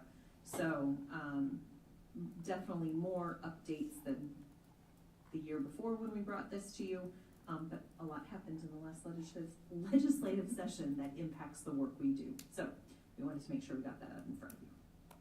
Yeah, something happened in the middle school and all of a sudden the font went exploded up into huge. So. Yeah, thank you. I would lose my mind trying to keep this document straight. Yeah, this is one of our important governing documents. A lot of work. Good to revisit this. I remember my student handbook was 32 pages. This is one of these that just keeps growing as the requirements grow all around us. Well said. Something like 186 pages? I think 135, no. 129. 129. To Well- here, 130. Yeah, Online 129, 128. Wow, that's a lot. All right, roll call, Just a please. sec, I said, Oh, Dr. Moore, some things. Oh, yes. what are you gonna do? No, I was gonna call the vote. Yeah, Are we well, gonna- You question, go just a ahead. few questions. Okay, lightning round. What? On the Oh, vote. Promotions and retentions under middle school, does the school does the board decide that, Dr. Morris, or does the parent decide that, or does the state of Iowa decide that? Great question, Paul, around promotion and retention. So in your handbook online, you'd find it on page 38. If you have a paper copy, it's on page 37. Previous to the last legislative session, our board policy reflected that essentially we would engage in conversation, look at data, collaborate with the family, but at the end of the day, if there was kind of maybe a disagreement, the district had final say in retention and promotion. Promotion's a different process. There's some kind of an assessment piece that goes with that, and so that's separate. In the last legislative session, things changed for grades K through 6. So we always encourage collaboration and conversation with our families about their student when there's concerns or there's even just, I want to explore a retention. But in the end, if all stakeholders are not in agreement, the new law requires for students in K through 6 that if they are not reading at a proficient level, and then they've also now defined where we take that proficiency for. So in these grades, you look at ISASS data. In the lower grades, when they don't test or they don't engage in ISASS testing, there's another data point for that. So that has been very clearly defined by the state. It took a while for that definition to come, but we have that. So if they are not reading at a proficient level, the district must notify the family of their reading level and the law gives them the option to request that their student be retained in the current grade level for the subsequent school year. So this spring and spring to end of the school year will be the first year so when we sent earlier communication out this year, we started introducing those changes to our families. There will be additional communication that goes to our families, notifying both. Your student's currently not reading at a proficient level, and you have the option to request retention. So now it is families that help drive that decision. There will be an updated, you had a lot of first read policies, so trying to decide what came to you. We have one that's been ready to go for you all to consider around student promotion, retention, and acceleration, Board Policy 505.2. It will be coming to you for first read at the next board meeting, and that will tie all of this together. Good, thank you. Under appearance in the dress code, earbuds was mentioned. I know hats for certain religious things. A lot of kids are with the winter wearing sweatshirts with hoods. Middle school wrestling or middle school robotics. I think just for security, I think they can't have that hood up, can they, during the day, or not? I don't understand. So I want to get some clarity though, your specific question. Are you talking about the piece around middle school with their appearance and dress code? I think it's on page 78 of the handbook or page 79 online. I didn't give the pages, but I do have it. Yeah, so and I'm referring to people, and I'll look to Alan so I don't misrepresent, but I think I have an answer to this. Sure. So in regards to hoods and hats, you are correct. There is a piece in here that outlines they can wear some headwear if it pertains to religious, and I don't have it memorized, but it's in here. It says that in there, I think. Yeah, hats and other head coverings are not permitted except as practices of religious beliefs or medical necessity. The hoodie piece is an ongoing challenge in our schools, even in elementary. And yes, I've been witness to students or other students telling students to take their hoods down, staff, including teachers, paras, administrators, reminding students we have our matrix, that if after reminders, there's a progressive process for discipline if we continue not to follow the rules. And food and drink, can they bring, like kids go by Starbucks on the way or stop at Burger King, can they bring food in? Are you Still specifically in middle school? They are not, per the handbook and per their practices, they are not to be permitted. Alan, do you want to elaborate on that a little bit? Yeah. Please, and that would be page 81 of your handbook. So what we'll say, what we've said every morning, and sorry if it sounds like I'm just doing the announcements, but I do this every morning. We'll say, cell phones are often away, which means it needs to be in their backpack or a locker. Earbuds or the over-the-head headphones need to be off and away as well. Any kind of outside food or drink needs to be disposed of before they enter the building or stored away until lunch, recognizing that lunch boxes are not going by the wayside, but lunch boxes look a little different for everybody now. And so they, sometimes you don't see a conventional lunch box come into the lunchroom. So we started with the idea of saying just disposed of, but as we've gotten evolved over time, we said you can also store it away in your locker. Now, if you want to have an iced drink that's no longer iced, that's your choice. And then we discuss hats, hoods, and other head coverings, along with heavy coats being off and away in their locker. So that's every morning we do that, and then we remind students on a consistent basis, every passing period, all day, every day. Okay, just one more quick one. This is on the high school, Dr. Morse. The food and drink policy at the high school, you can have drinks in the classroom, but it's based on the discretion of the teacher. And just as I read that, I thought, does that put the teacher kind of in each individual teacher, well, you can have it in my class, but you can't have it in the classroom next to me? So it just drew my attention, and just what are your thoughts? So in touching base, with Ms. Olson touching base with high school administration, give her the credit.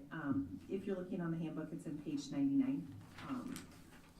That, yes, that is there. That wasn't developed in isolation without teacher input. Christy even reported as recently as today, I think, that they have not had complaints from teachers. Even though that is a slight change from last year, there wasn't consistency in being enforced, but they were not having problems with drinks in the classroom. But they've got to be school appropriate drinks. But students know and are aware, classes like when they have them in the computer lab, or if they're in their accounting class where there's computers in that classroom, they know they're not to have drinks, and students will either be asked to dispose of them or they leave them outside in the classroom.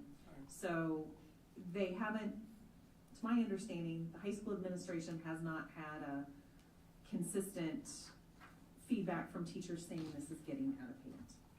So this is actually a revision of policy to match practice. Correct. Because practice is more successful. That's exactly Correct. sense. Very well said.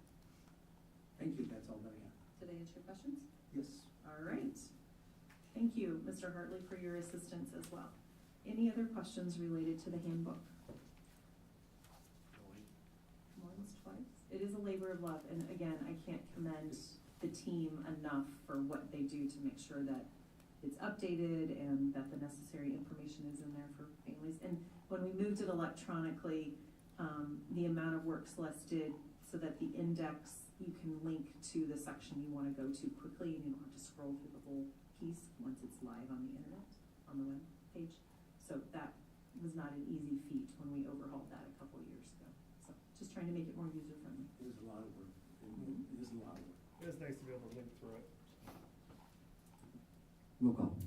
Director Castro? Yes. Director Chaffee? Yes. Director Freckie? Yes. Director Larkin? Yes. Director Lynch? Yes. Director McGivern? Yes. Director Smithson? Yes. Motion carried 7-0. 6.09. I have a motion.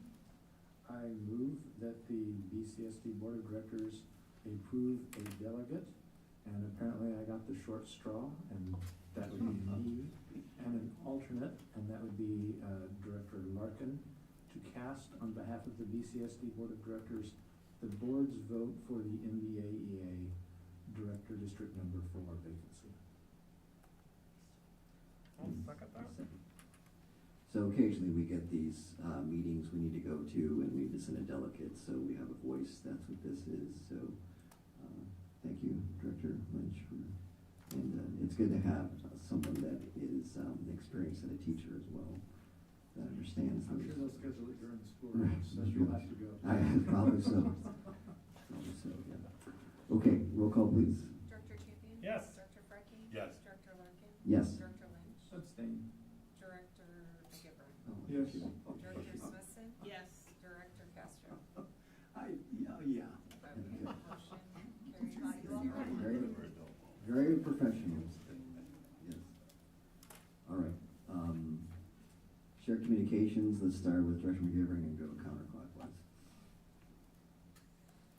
Yeah, I think anything I was going to, I mean, at this point in time, highlight it, just to reiterate, a lot of activity this coming weekend with the high school, especially just near and dear to my heart with the Bettendorf districts going on, and the fact that we host a lot of events, specifically wrestling with the Showdown, Bettendorf Wrestling Club, and now the district. So it's a big deal that we're, the school hosting those things and stuff. So best of luck to all the wrestlers and all the athletes coming up towards the end of the winter season here with districts and future state going on. I know it's a lot of work. These kids put in a lot of time and work, and the coaches as well, keeping up in class and then also keeping up in athletics. So Godspeed. That's all I have for today. I don't have anything. I just want to shout out again to all of the parent volunteers and honestly all of our students that were part of Rhythm on the Riverbend. Those students were at school before 7 a.m. and stayed at school volunteering and leading other groups until after midnight that night. They cleaned everything up, they hosted, we got compliments from a lot of the other show choirs about how our event is one of the best that they go to. It's their favorite event to go to because the students here take care of them. Our students don't actually get to compete, they get to do a showcase, but that's it. So they aren't even in the running, but they put in, not counting the hours earlier in the week, they put in 15, 16, 17 hours that day, and they were so well behaved. Like, our students were just so wonderful to the other students. It was amazing to see, and then just to see that talent. If you haven't had the chance to see a show choir competition, you really need to see. We're talking our students, our show choir is 50 students plus, what, a 20-piece band, right? And that is an enormous amount of students who are involved in things. And so I just want to give a shout out to that group again. The people who organize it, I do not ever want your job, but thank you for being so amazing at organizing. I mean, just the feedback that we get from the other buildings, from the judges who come from all over. We have a former Bettendorf grad that was a judge. It was a really, really great event, and if you haven't had the chance to see something like that, you really should. I'm gonna go back one to the farmer here. I just want to point out that some economic data was released today that what they call core inflation is still hovering around 3%, which is about 1% higher than what current legislation being bandied around in the state, around 2.5%, somewhere in there. So math doesn't add up, and that's just a simple fact there. So it doesn't take a treasurer to figure it that out. doesn't take a treasurer to figure it out, but I just. The math isn't adding up there, so just, I want to bring that to the board's attention, and again, if you have any communications with legislators and so forth, doesn't take a treasurer to get that figured out. I'm going to piggyback off that really quickly. There's a hearing tomorrow at the legislative level over the SSA. I would encourage all of you to write to our legislators and advocate for the money that we need, because right now, if they're coming in at 2%, we're looking at over half of the districts in Iowa having to raise property taxes, including us. So it's really, really important that we are advocating to our legislators for the money that we need, and there is a hearing tomorrow. Please get online. You can get online easily and do it. You don't have to be there, and put in your thoughts. Just talking about our schools are the hub of the community. They had the show choir where they were up here from 7 in the morning till midnight, and then at midnight in come the district wrestling youth kid parents, and they set up till 1:30, 2 in the morning. I've been involved with that. And then they have weigh-ins. They have more parents come back at 6 in the morning, and then that whole day the gym's being used. And this whole time you have staff here that's cleaning up, picking up, and then they come back in Monday morning and we're back to normal operation. So, this building was basically open all weekend, and you can't tell. It looks great, so shout out to them. And to Kurt too. I was on 18th Street quite a bit today, and somebody was always in that parking lot plowing, and I know they're getting after it right now. We're going to in a little bit here, so. And by the time they finished plowing, you couldn't tell that they'd done it. Exactly. And then me and my wife try to go to a couple basketball games a week here, and the pep band, they really make it special. Listening to them, they do a really good job. I want to shout out to those guys. And then I was at the Wayne Sheremy Award last Friday at middle school. I believe this is the highest honor you can receive as a Bettendorf student. All these kids are the highest character, and their parents are too. It's good to see, you see these parents and you can just look at their kids and you see the apple doesn't fall far from the tree.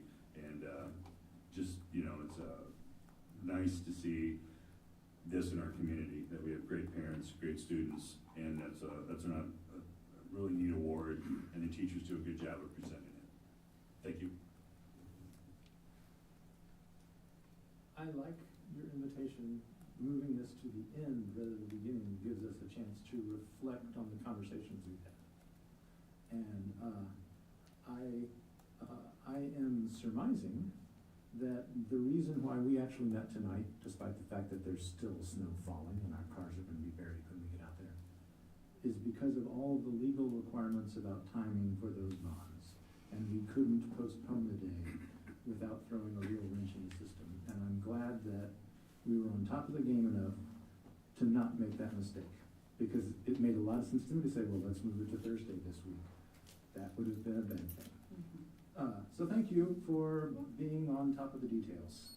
I would also like to take this moment, She's already left, but I wish Miss McDaniel all the best in her retirement and thank her for her 32 years of service. However, I would like to remind my colleagues at the table that that public comment period, we're not supposed to reply. This was not talking about the issues, but we're really not supposed to be commenting or questioning because we risk open meetings violations. So just a gentle reminder, be aware, let's save our congratulations for, I'm looking forward to going to a retirement party. And finally, to end on a nice note, I just want to echo what Directors Frecking and Smithson said. Pretty amazing things happening this weekend. All the work, Rhythm of the Rhythm Band was amazing, and nobody's done it yet, so I can do this part. And the trophies were beautiful. They were. God, they were. Yes. Great work from, and it's not just the choral group. I saw the band directors. I saw lots and lots of folks. I saw the principal doing, solving problems for people. Yeah, it was amazing. Thank you all. I ain't got nothing, and I wasn't in Jenny McDaniel's language arts class either. All right, thank you to my fellow board members for coming tonight. You're right, we had important business to get after. We've had a challenging week in some regards, couple weeks. Superintendent and I have been in deep with a few problems. And I want to talk about our partnerships, and a theme I'm going to be talking more about is what I call our partnership triad, where the district is a branch, the students are a branch, and the parents are a branch. And all three have to be functioning at a high level to deliver the product that we all want, which is a district that's competitive across all levels, academics, sports, everything we do here. And the parents is maybe the highest weighted segment of the triangle. We have influence over ourselves, we have influence over the students, we have little influence over the parent component. And when there's commentary on social media, emails to our staff, parents, we get a lot of notes ourselves that are often unconstructive commentary and take a lot of the oxygen of what we do here. Comments like that are unhelpful. If you have your parent that you think you have ideas and you want to improve this place, we want to hear from you. We want solutions, okay? A better approach is ask a coach, ask your teacher, if you think your kid is underperforming in some areas, what can I do to help? What extra can I do? What can we do on weekends? And you will have an unbelievable partnership with that coach and that parent that is ready to give you ideas on how to get your kid to improve, to increase the playing time, to increase your performance in the classroom. But berating them publicly in email is not a way to increase our partnerships around here. And I will always back up our people here if there's commentary that goes against that. So that's what we want to improve on. We want our partnerships. We want our students to do well. And that's the approach we're looking for in that engagement of what can I do to help? And we're here to help. We're here to listen. We're a learning institution across all three of those segments. And the kid also gets a vote if how they want to participate. And we can bond for $1 billion and build unbelievable things around here, but if the parents and kids don't want to participate in that, it's really all for nothing. So we all have work to do to improve this place, all right? That's enough on that topic. Now we'll go to the next calendar items. The budget, this is a big one, so please try and be here in a week, next week. And motion to adjourn. We got 9.01. Motion to adjourn. Very good.